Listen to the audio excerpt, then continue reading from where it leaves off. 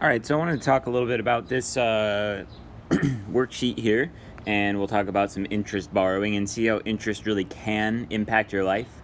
Right now, the interest rate's really low, so it may not impact your life on the savings side, but it definitely can on the interest side. And what I really wanted to talk about was credit card interest. And so we're going to talk about this guy, John. And John felt like he needed a new game console, television, and stereo equipment. He needs it to be top of the line, so he gets Best Buy and gets all Sony equipment. The bills come out to $5,000. He buys it with a credit card which charges 21.15% interest, compounded continuously. And that is a pretty reasonable interest rate for credit cards. They're usually between 20 and 30%, actually. He gets his credit card bill at the end of the month and has to pay it in full. How much will this purchase cost him? Now, the answer to this requires no calculation. The answer is $5,000. So that is one thing with credit cards, is that although the interest rate is whatever it is, 20 to 30%, like I said, in this case it's 21.15, if you pay it off in full at the end of the month, you pay $0 in interest. So it's how credit cards work is that the credit card company pays the store, and then you pay the credit card company back. And like I said, if it's paid in full at the end of each month, no interest is charged.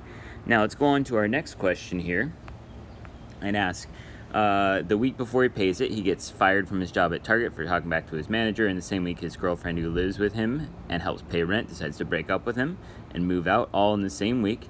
So he decides to save his money for rent. Wow, this doesn't sound familiar at all. He didn't get another job for 6 months and can't pay off the electronics till 9 months has passed. So how much will the equipment cost him after 9 months? So now that we haven't paid the $5,000 off, now is when it gets charged interest. So we're going to calculate this at t equals 9 over 12, or 0.75 here. Remember that time on these formulas must be in years, so if they give you months, you have to convert it.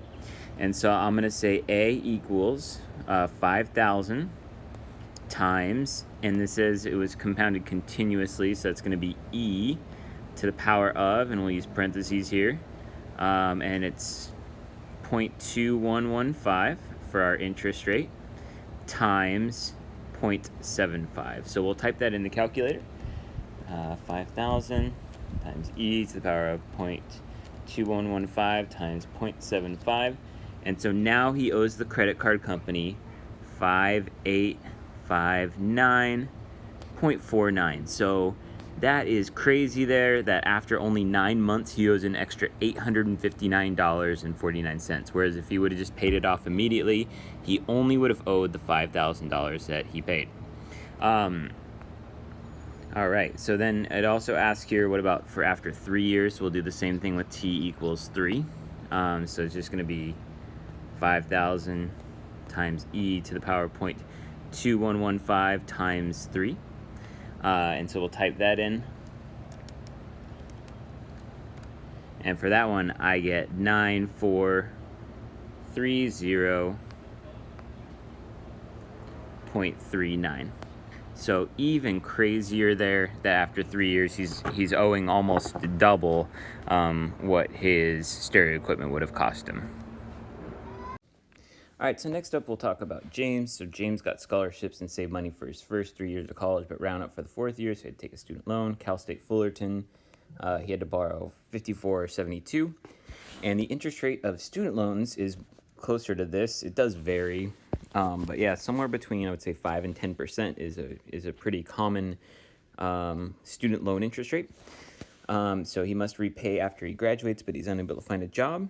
So there is a process called deferment if you cannot find a job after you graduate, which means you are allowed to not pay anything for 1 more year, so you can find a job. The account does accrue interest, so they do charge you interest, but no penalties. So a lot of people just don't fill out this form, and they get interest and penalties. But if you fill out the form, then the government has to say yes to deferment if you do not have a job, and then you don't have any penalties. One thing on that, if you do get a job in that year, you have to tell the government and you have to start making your payments, but it's not that bad because you do have a job.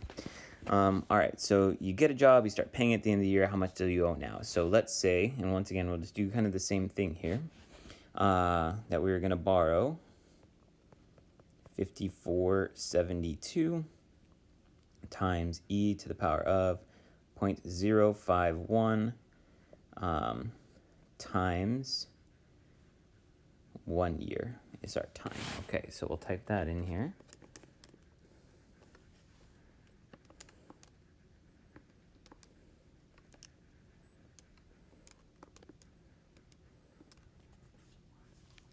And that comes out to 5758.31. And so that's our answer for this one. But the thing I really wanted to point out here is look at how much more interest we owe. Let's see, it's just, it's under $300 more after a year, as opposed to this one, which is kind of a very comparable loan up here in the amount of money we're borrowing. After 9 months, we owe $859 more. On this one, after a whole year, we owe less than $300 more. The big difference on that is the interest rate. You can see this interest rate is way smaller, and so kind of the thing I wanted to point out here is that not all loans are the same. So a lot of people say, student loans are terrible, and I kind of, it's never great to owe people money, but you need to think about at what interest rate are you owing people money. So, student loan, not great, you owe a little bit in interest, but credit card debt is really where you can get hurt financially on this.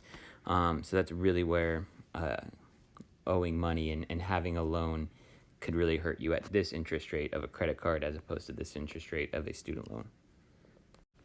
All right, so now continuing on this, a lot of people ask me about Mr. Berry's credit card advice, so I will provide it here. So first piece of advice is I actually advise that you get one. You need to get one at about 18 years old. I think you can actually get one before that if you like, but that's not like I did say about there. So if you get one when you're 19 or 17, that's fine, just somewhere around that age. And what you're going to want to do with that is only buy with it what you have money in the bank to pay for. So this is not free money. You should just think of it as money I have in the bank. I'm going to be able to pay for this thing when I get my bill at the end of the month, but I'm just putting on my credit card instead. And we'll talk about why we want to do that in a minute here. Number 3, pay your bill, your credit card bill in full, on time, every month. And so you just want to make sure you do that. Like we said before, when you pay your bill in full on time and every month, you will never pay any interest. And so that is something you always want to do because you don't want to be paying those high interest rates on the credit card bills. But keep in mind, if you do pay it in time and in full, you don't have to pay that. Last piece of advice here, you're going to want to use about 20% or less of the credit card limit. So most people, for example, they'll get like a $1,000 credit card limit to start. And so if you have a $1,000 credit card limit to start, and they will tell you when you get your credit card what the limit is.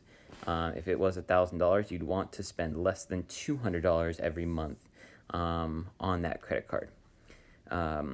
And then the last piece of advice here is look for a card with no annual fees. There are some cards that charge an annual fee, but there are plenty that do not. And so if you, as you're searching around, make sure you get one with no annual fees. And so really you should never have to pay any money for a credit card. So Mr. Berry has been using credit cards for a long time now and never paid them anything because I'm not paying any interest because I'm paid in full, and then you never pay any annual fees either. Now, whenever I go over this, people will often ask me what's the difference between a credit card and a debit card, and that's a great question. And so I'll answer that up here, and then we'll talk about credit cards some more. So the thing is, a debit card sends money from your bank straight to whatever store you were buying stuff from.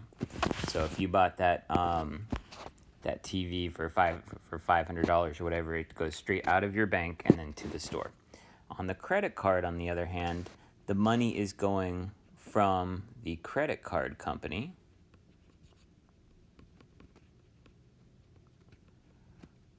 to the store, and then later on you send money from your bank to the credit card company. And so that's kind of a key difference with this. And so the credit card company is really loaning you the money in the meantime, and then you're paying them back later, whereas the debit is coming right out of your bank account right away. In fact, it'll decline your debit card probably if you don't have enough money in the bank. So the other thing is that when you use the credit card and you pay it back, it builds credit. And so everybody who has a credit card is building something called credit, and credit is kind of you're showing your ability to society to pay off your debts. And the more that you show that ability to society, the more willing people are to lend you money. So when you go to buy a car or a house and you need to get a loan, you will have a lower interest rate if you have better credit. And the reason that is that if you've proven to society that you will pay back your loans, then you are less of a risk. And so since you are less of a risk, they don't need to charge you as much interest. If you're a high risk, they need to charge you more interest. Using your debit card does not build credit, because really you're not borrowing money. You're just paying for it immediately. It's just pretty much the same as using cash.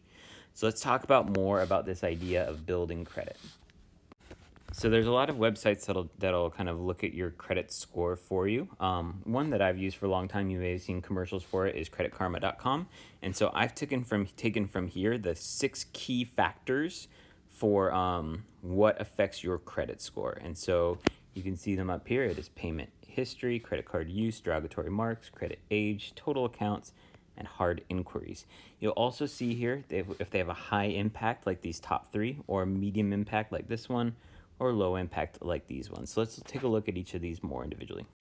So first of all is payment history, and this is probably the most important one. So it says how this is calculated. Okay, so if you had, so they look at all of your credit history and they see how many times have you paid your credit card. Now this actually does not have to be paid in full, but have you ever missed a payment or had a late payment? And so you can see here, Mr. Berry has had 0 late payments. And what I also want to point out here is that if you have 100%, that's the dark green, that's the best. 99% is still kind of a light green, that's not bad. But already at 98%, you're in the yellow, so that's getting not too good. And then 97%, which would be like an A+, but if you just miss a couple payments, you're already in the bad news here. And like I said, this is a high impact category, so that's why you really need to make those payments on your credit card, because this will decrease your credit score. Right, next up here is credit card use. So this is what we talked about. So the calculation here is what is your credit card limits, and then out of that credit card limit, how much are you actually using. So you can see here my percentage, and so I'm in the light, the kind of green category. This one would be even better. So you can see they recommend 30% or less. I said 20% earlier, and then you can see here they do say under 10% is even better. So it's a sliding scale here. So I guess I agree with them that 30% is not too bad, 20% even better, and then 10% even better than that. And you can see this is a high impact, so you want to be in one of those green categories. And so if you have a $1,000 credit limit and you're putting on $500 every month, you'd be in that category, which is not too good. Next up is derogatory marks. Hopefully you never have to deal with any of these. So this is like bankruptcies, civil judgments, and tax liens.